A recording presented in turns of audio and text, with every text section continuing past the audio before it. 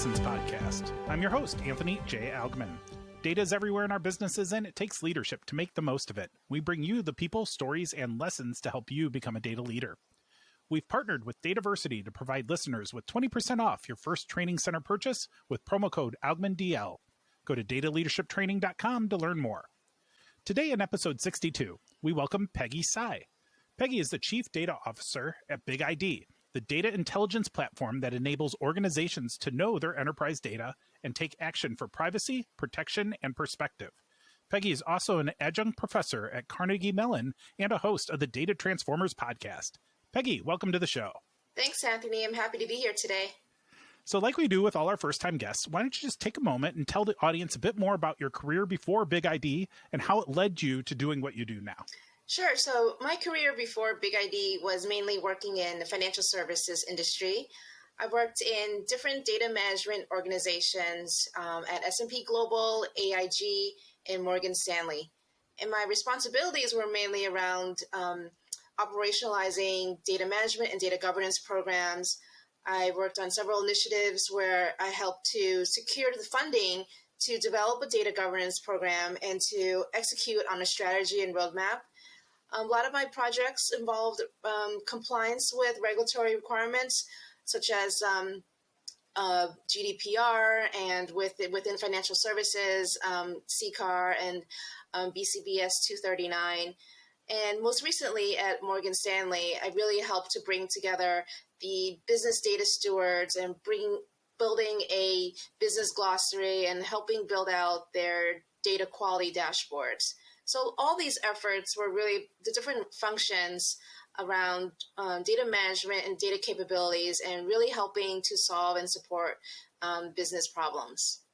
And one of the reasons why I joined BigID was as a data practitioner, I just felt the struggles with the technology tools that we were faced with or actually limited by. And a lot of the data management tasks are quite manual, surprisingly, or actually maybe not surprisingly. And I felt that there could be better solutions out there, especially in the cusp of machine learning and AI, to really help automate a lot of the activities that I felt were still done by spreadsheets and done by eyeballing exercises. So, I really saw an opportunity to bring that and really join BigID. That's awesome. And I have so many questions about BigID and about being a chief data officer and all that. But first, I want to understand, because I think this question elicits a lot of interesting responses. Why data? Why did you go into this data space in the first place? That's a great question. I think you probably get many different answers depending on who you ask. I think a lot of people either approach data from either a technology background. I think I'm one of the few that actually grew up in data management. And I think this is a rare breed of people because from day one, I almost fell into the role of data management, data governance, and it just happened that the first role that I interviewed for at S&P Global was a center of excellence group that kind of grew into a data center of excellence. And from there, that's where I really learned and honed in my skills around all parts of data operations, data quality, data stewardship, data management, data governance. And I really loved it because I really felt it was the perfect bridge between the business side of the organization and the technology side. And I felt that data was really the bridge that connected all the applications and all the products that we were selling, as well as I really loved the technology side. I mean, granted, I know I'm not a programmer and I never will be a successful programmer, but I really love working with technology teams because they execute on the solution. So sort of expanding on, actually one of my first career aspirations was to be a business analyst. And I felt that, helping to explain the concepts of technology to the business and really helping technologists understand why they were building things, I thought was so important. So I always felt that data filled that gap space. And that's kind of really why I enjoy being in data management and I want to continue to be in this space. I think you're right. I think that the data management practitioner, most of the time, comes from one of those different areas. Because if you think about, like, we're sitting in data management, we sit between, obviously the technology side of the house and it's a business and process side of things, but you've got like change management, like program and project management stuff. We've got all of these areas in an organization that have relevancy with data. And most of the time, data management people come from one of them. But to grow up as a data management person and have done it for many years, it's got to give you a depth of perspective where you've seen it from that vantage point in every possible way. And I'm sure you would say, well, I probably haven't seen many things yet, but you have always seen it from a perspective of thinking about the connectivity between those things versus someone like myself, who I share a background and I grew up in the technology side of the financial industry. So let's share the financial industry, but I was on the technology. So I was a programmer, database architect, developer, and that type of person. And I'll never forget, I was, right out of college and I was doing some technology work and I had to create an ETL. So I had to move some data from place to place, right? And even back then, there was a part of me where I'm like, okay, wait a second. So I'm supposed to move this data from system A to system B. How am I supposed to do that? I had a piece of a source to target mapping, but I didn't actually have any real understanding of what I was doing. And there were a whole bunch of holes, which, as a 22-year-old person, I had plenty of confidence to go and solve for myself and just do the best I could. And I may or may not have codified some really incorrect assumptions as part of that process. And the sad part is that that's kind of the norm a lot of the time, is that you're going to turn over some critical piece of data movement to a kid who doesn't know any better, who knows what he can do, but not what he should do, or will just jump into it and try to solve the problems because they're a go-getter and not realize the problems that they're going to cause that may not even be seen for 5 years to come. And so I learned from that experience. But if I had in that organization, and data management at the time, 20 something years ago, didn't really exist in that organization, if I had that, I could have avoided some mistakes that probably caused some pretty big headaches for somebody at some point down the road. And so, No. Have you been on the other side of that? Have you had the person who is like what I just described cause some headaches? So I understand what you mean. And I think in many organizations, at the beginning, I had to learn what a technologist did. So I've had to look at ETL code. I had to learn SQL on my own. I had to do source to target mappings. I worked very closely with data architects and did a lot of logical mappings in Irwin. So I had to, early in my career, in order to gain credibility and really explain to technologists like yourself the value of data management, I had to learn really what you had to do. But the extra layer on top of it was a lot of the logical conceptual modeling and trying to bring together, standardizations around, definitions and usage and consistency around the data sourcing.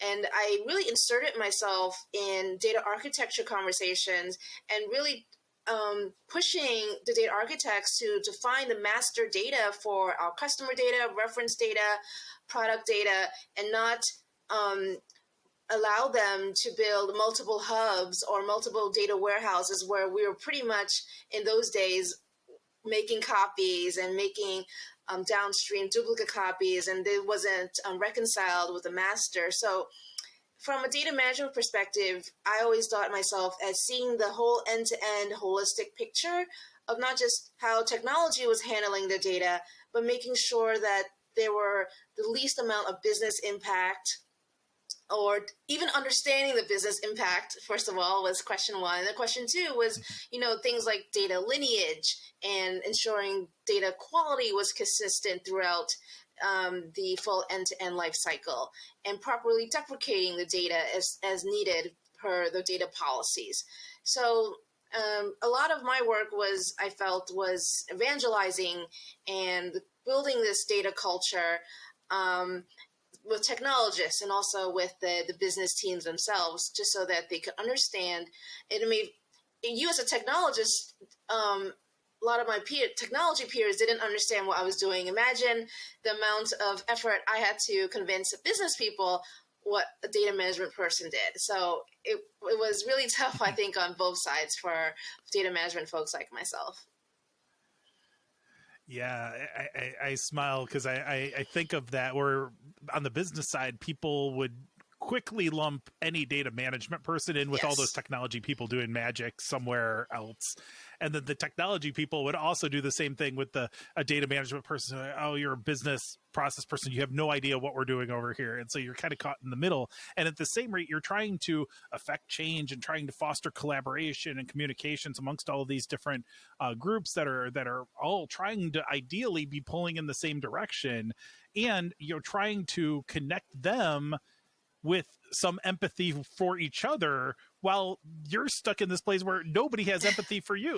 So it's a difficult challenge. And that's where it's like, I often say with data management, I'm like, this is a very tough job, but when done well, it can be extremely rewarding because you can see the outputs of your efforts through how a business can be successful. And especially once you get into a place like you're now a chief data officer, which has a tremendous number of responsibilities, but you're in an industry with what we're doing with BigID, where you don't do this just internally. You guys exist to provide capabilities to organizations all over the place. So can you talk a little bit about first, what was that transition like from going from big financial institution types of places to more of a software company that has those kinds of folks as customers?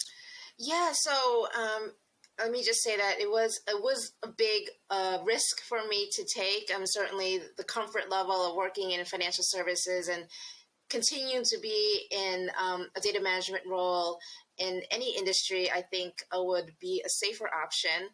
But call it a midlife crisis, or just a just a big risk I was willing to take at that point in my career 2 years ago was one, I wanted to impact a bigger change in the data management industry, and I thought that by reinventing or being part of the product design of a new product tool would be exciting and have a bigger impact. And then secondly, I was also positioning myself as a data thought leader within the industry as well. And I wanted those opportunities to do so, whether it be writing or speaking at conferences, so things like that. So I was really looking for a platform to allow me to give me those opportunities.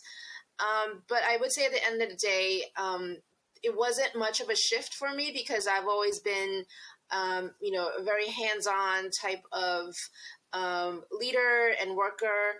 So the actual shift wasn't as surprising as some people have anticipated, but it is. I am learning about what a startup life looks like, what it's like to work for a vendor. Now that I'm on the other side, I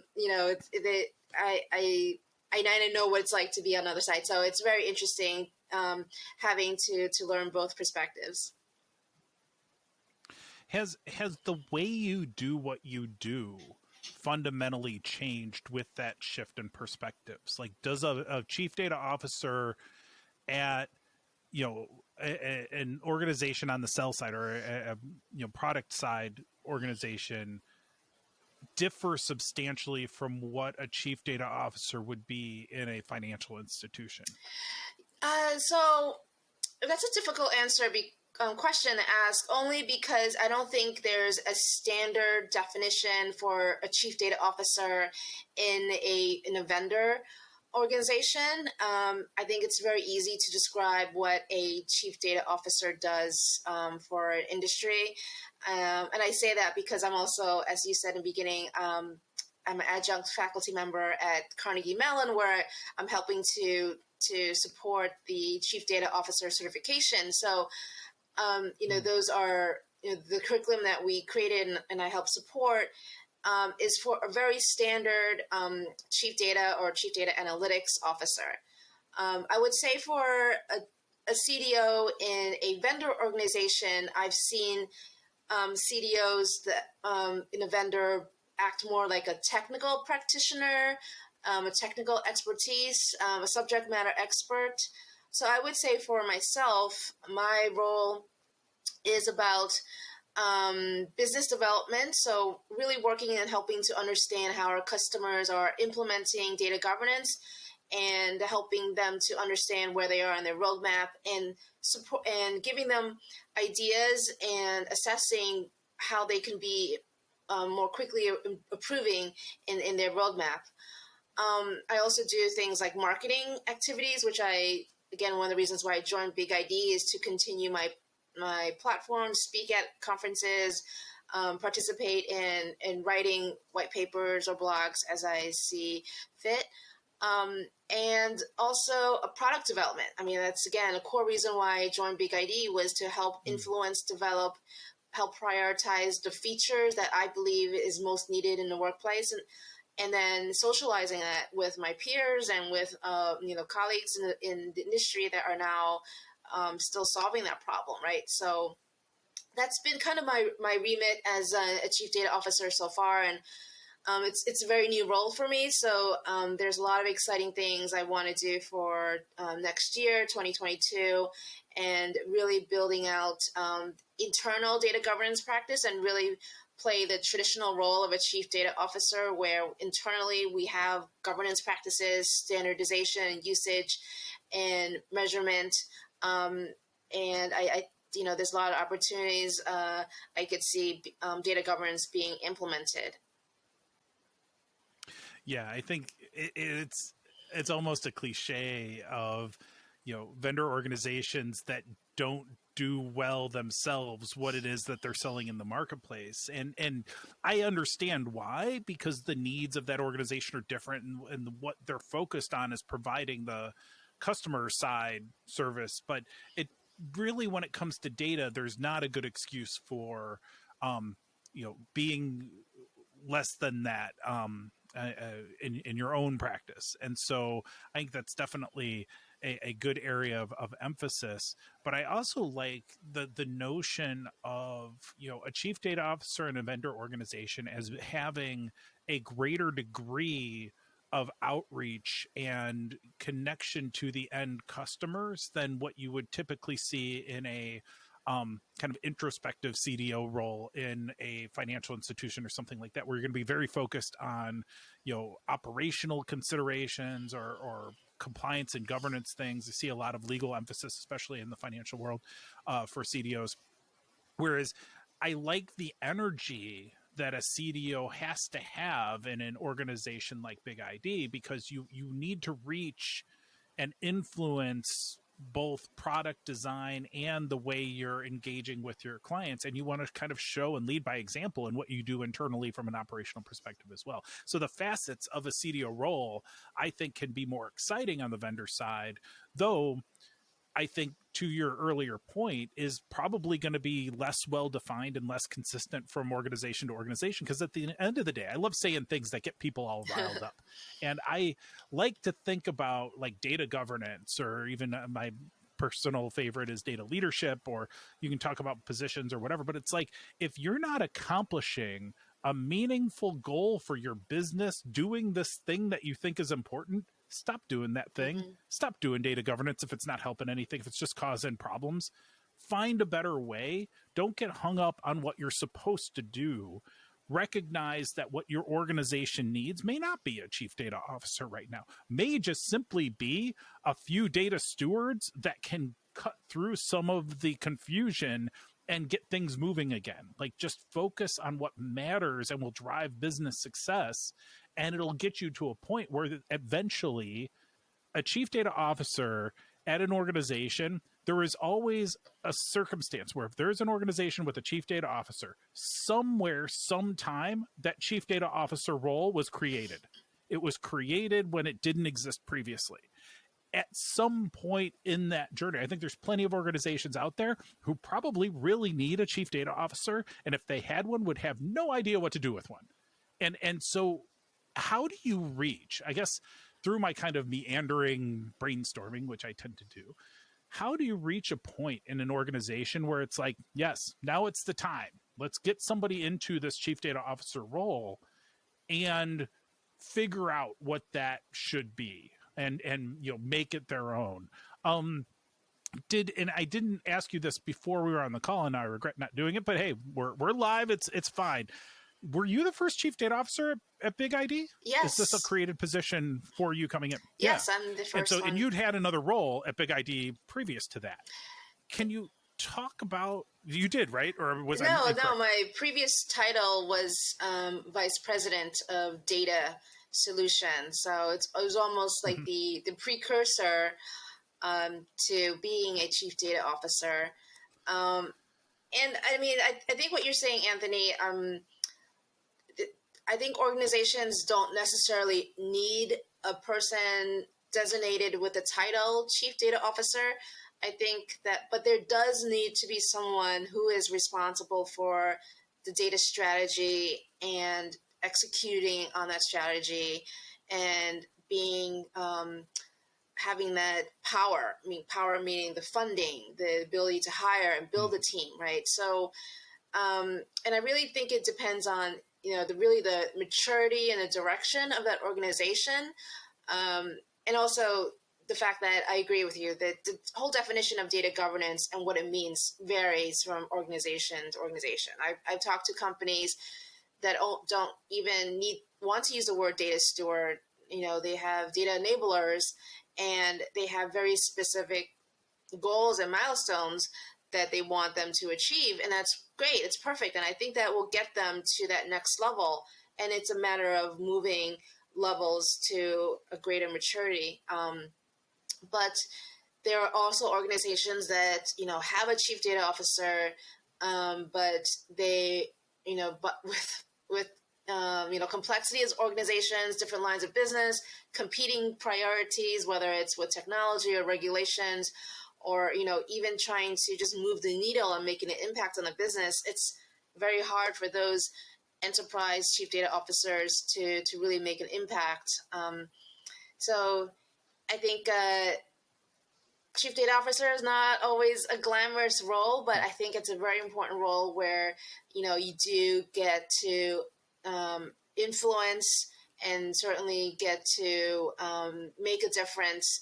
And again, it's important to rally the troops. I mean, I do that constantly every day in my day-to-day work is, working well with people. I think that's almost a natural trait of a data leader, to try to influence and get people to change and move towards this vision that the chief data officer has put upon. Yeah, and I would agree with you about, you don't want to get hung up on the chief data officer designation. And I think that, it's important too, for anybody who's out, like I think a lot of the audience would say, hey, I'd love to be a chief data officer. That sounds great. I also worry about organizations or individuals that get themselves into these situations where the expectations for a chief data officer are often extremely high. And there are plenty of organizations who have not given that role the corresponding level of empowerment to be able to achieve those high expectations, whether it's in terms of a team underneath them or resources from a financial perspective or whatever the goals are. There has to be a path to success.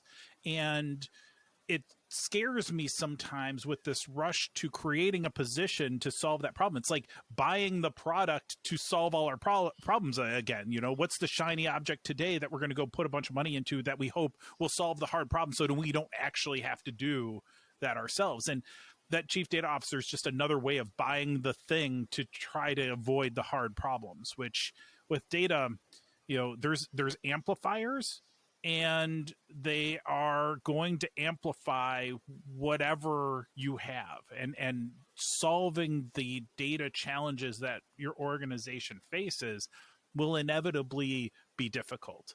And just throwing amplifiers at noise creates louder noise. It doesn't create music. And just to be honest, I actually never wanted to be a chief data officer. That was actually a title that I always wanted to avoid, only because of large organizations. There's just a lot of politics involved, and I'm just a type of person, just wants to get things done. Let's work and execute, and not deal with all the other noise. Right? I feel like that's where I've always had a lot of frustrations when trying to deliver. Was all this? It wasn't the ability to execute; it was all the extra noise that was, stopping us from getting things done on time. So yeah, so if I think that's the biggest challenge for chief data officers in other industries is to show value quickly, and to really align themselves with the business initiatives, but at the same time, meet the expectations that other people have put on you that necessarily not be on their roadmap. Yeah, I can appreciate that notion of wanting to just make the data better and get, what the organization needs without being part of that political environment of senior leadership, of trying to navigate all of that.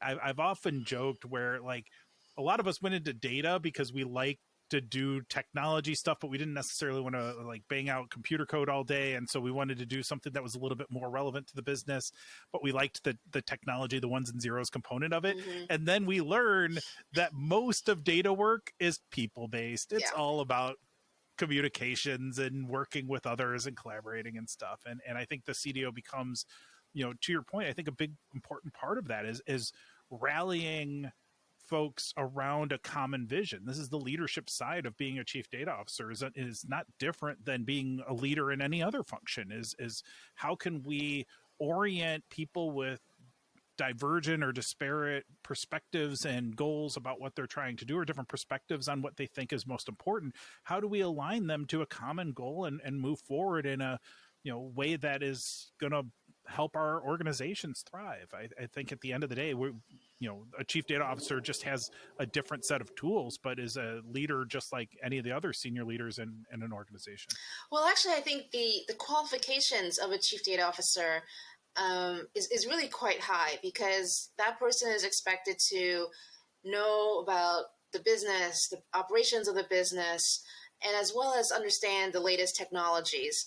And on top of that, know data management. And I think also the role of the chief data officer has grown beyond basic data management. It's about data engineering, data analytics, and data science, and that has also fallen under the responsibilities of a chief data officer. And on top of that, new security, cybersecurity risk, and privacy. Chief data officers are now responsible for the operationalization of all these new regulations. So I think it's just become a very complex job, and that's why they need, I would call them deputies, deputy chief data officers that have to be hyper focused on each of these sub areas for a chief data officer. But ultimately, at the end of the day, a chief data officer has to have that full purview and really understand everything that's going on in his or her organization. So that's why I think the skill set and also the responsibility of a chief data officer has really grown a lot in the last, I would say, 7 years.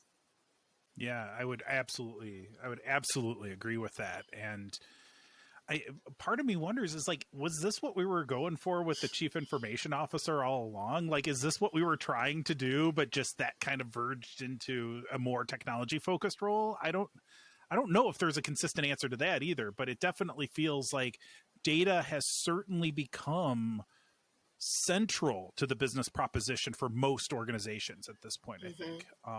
Name one. The chief data officer, yeah, absolutely. Exactly. I ask the audience to name a company where data is not the main focus and is not embedded in the business strategy for success in that company. So. Yeah, absolutely. And so it is an interesting evolution to see where the data, or where the chief data officer is now, and where the data organizations, and the capabilities are.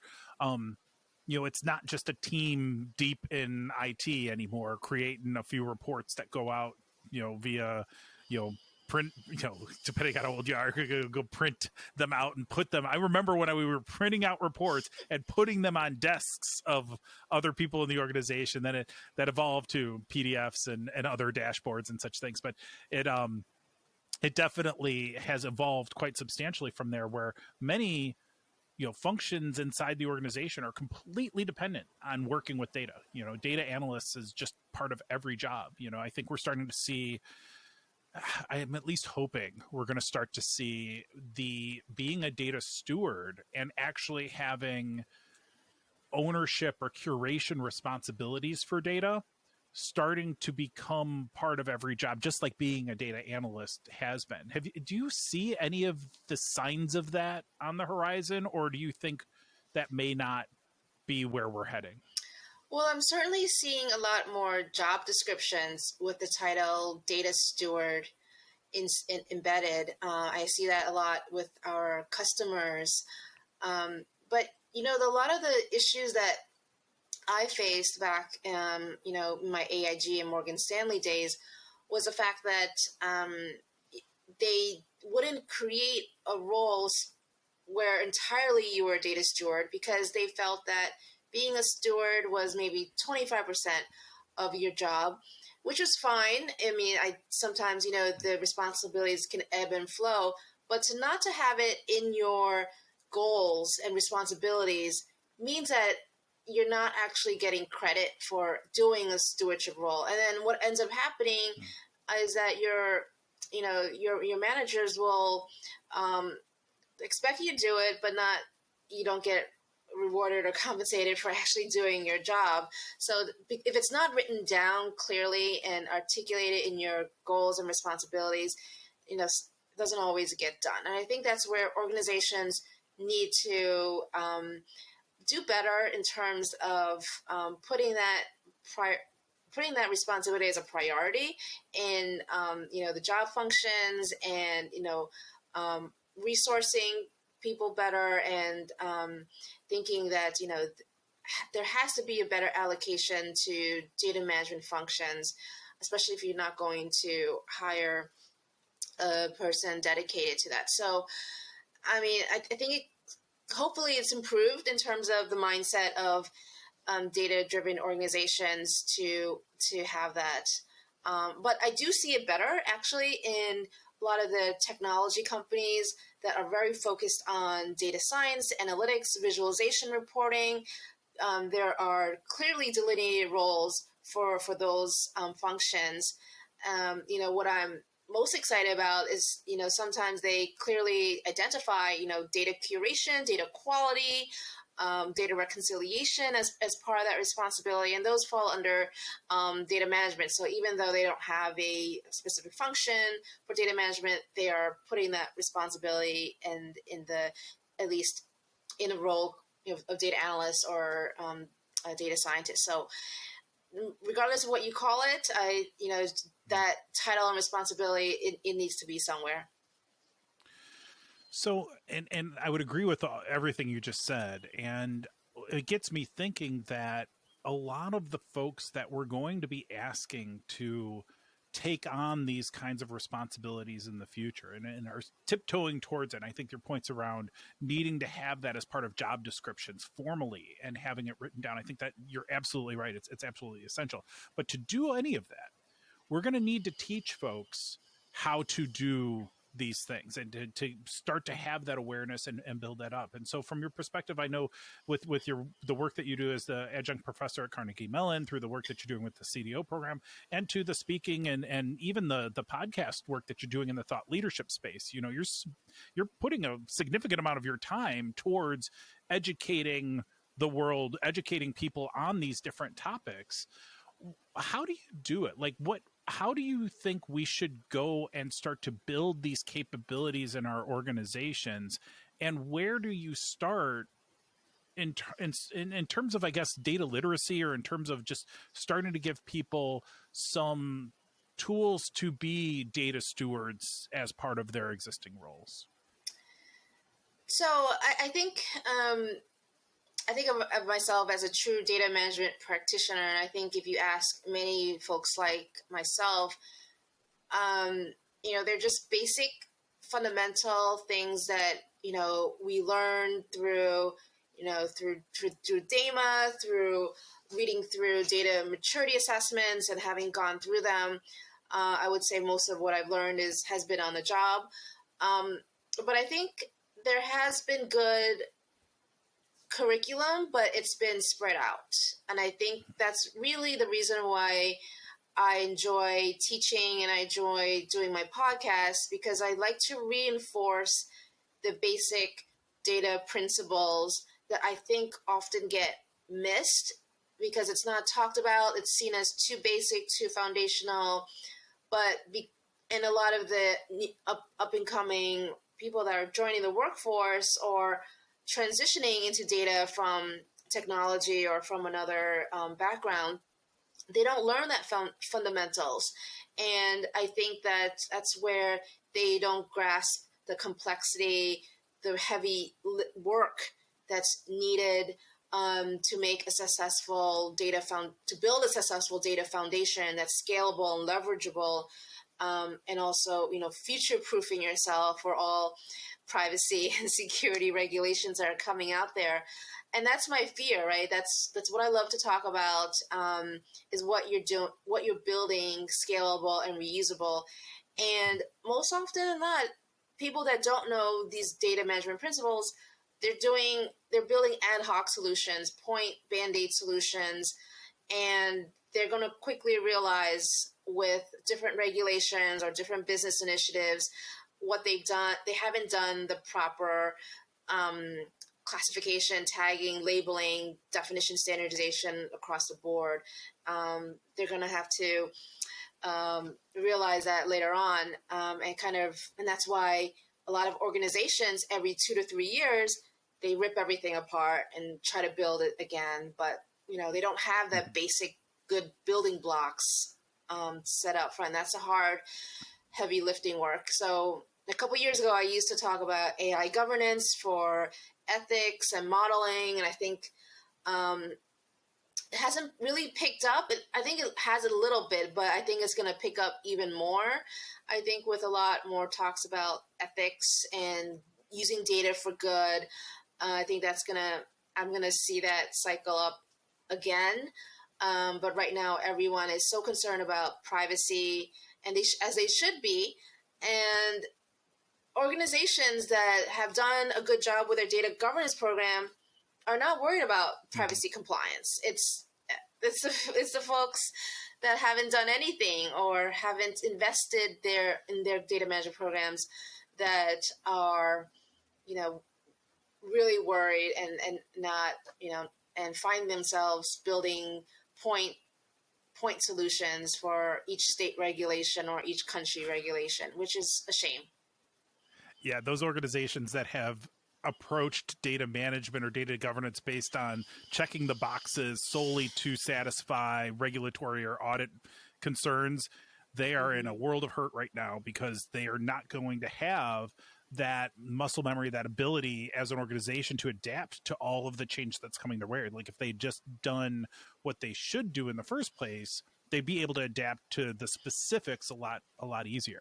So I know we're starting to get short on time, but there was a couple questions that I wanted to make sure that we had time for. So one is to kind of turn it around, because a lot of the folks in this audience are going to be somewhere in their journey in data management and wide net to all of that, but may want to be on the path to a chief data officer role someday, or to a more senior role than what they have. And I think that a key part of that is, you and I both would I'm sure agree, is being a thought leader, being a person out there speaking or doing things to add to that conversation.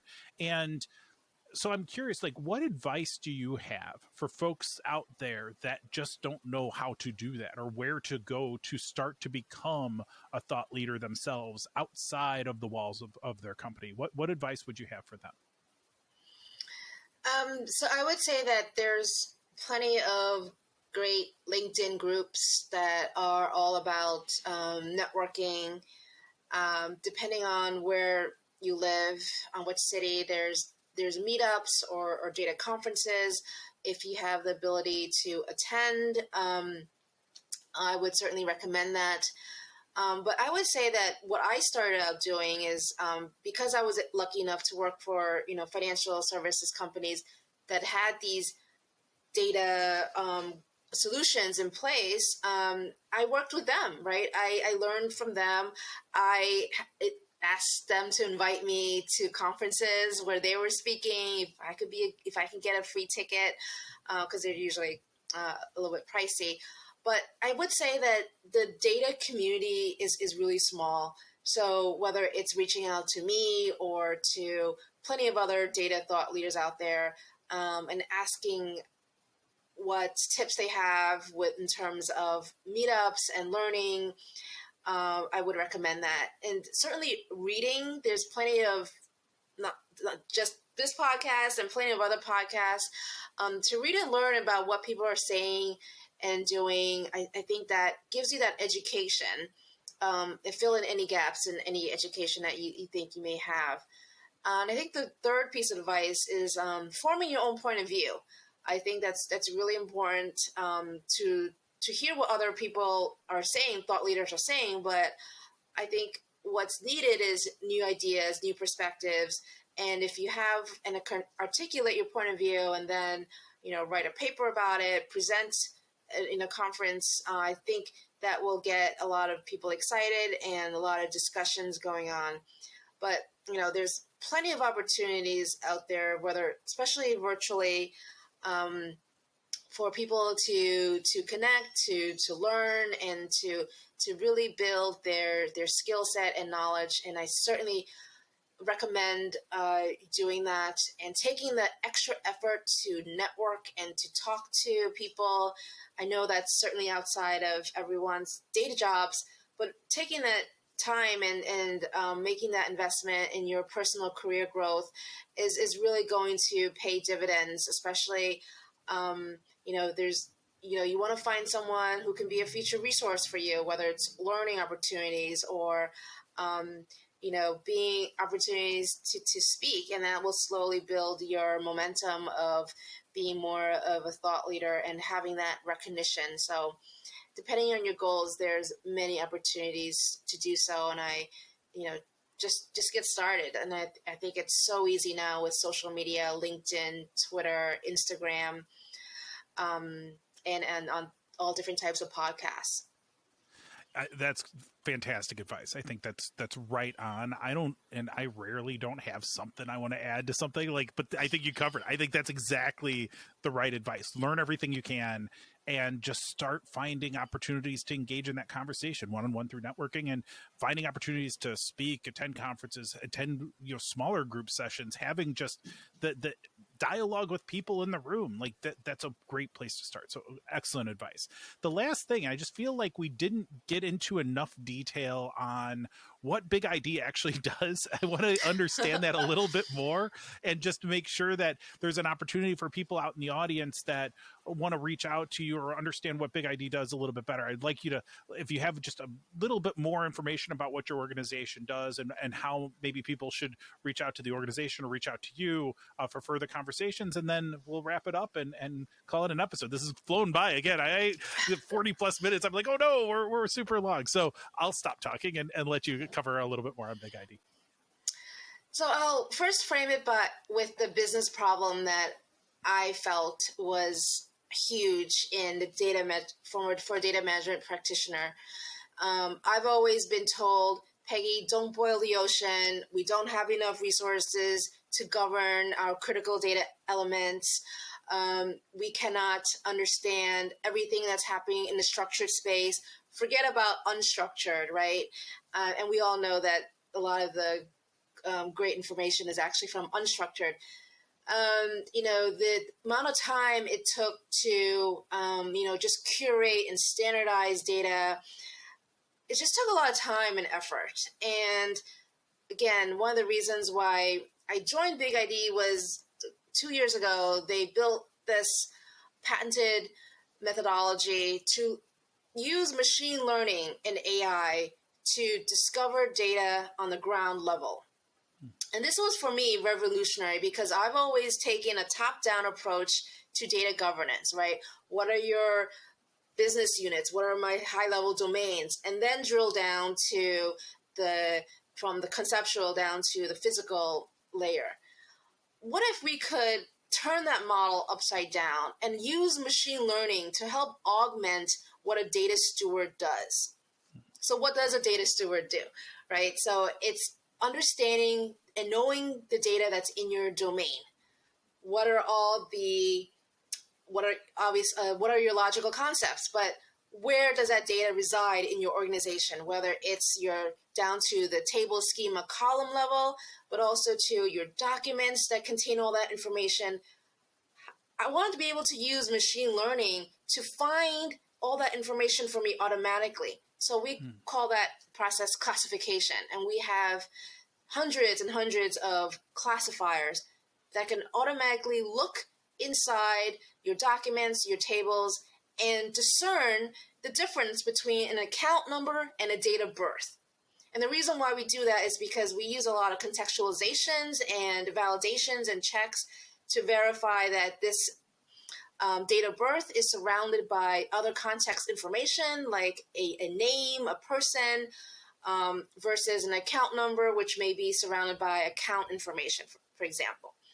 So it's using the power of machine learning to do things faster, larger scale, and be able to say, yes, we can boil the ocean because we could connect to all your data sources, data lakes, Hadoops, SharePoint, PowerPoint, Excel, emails, and tell you exactly where you have your sensitive, critical information. And BigID started out as a privacy compliance company with GDPR and California Consumer Privacy Act because it needed to find all the related information that companies were keeping on one person. Like for you, example, Anthony, what information does a retail company have on you? Because you do business with them.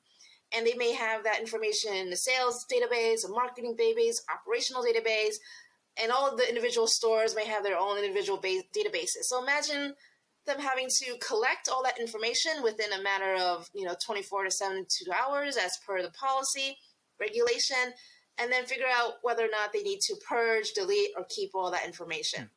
And you think that on a much larger scale, and then on a data management side, it's not just private data, it's all critical data, which can span many different domains. So how can we help stewards find all this information, govern things more consistently with better data quality rules, because we know where all the instantiations of the data is, right?